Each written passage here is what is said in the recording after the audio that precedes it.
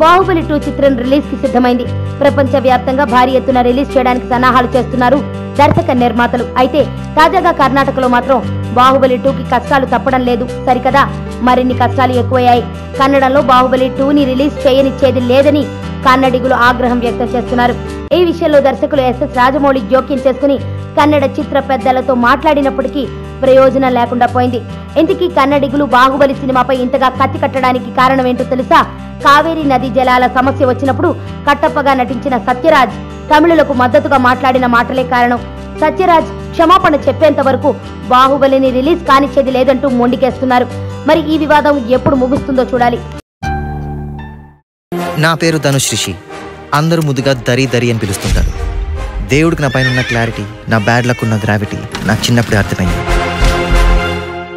నా లైఫ్లో luck factor రాంగ్గా ఉండొచ్చు, కానీ లవ్ ఫ్యాక్టర్ మాత్రం చాలా స్ట్రాంగ్గా ఉంది. ఒక మనిషి చేయి చూసి తన జాతకం మొత్తం చెప్పేయగలను.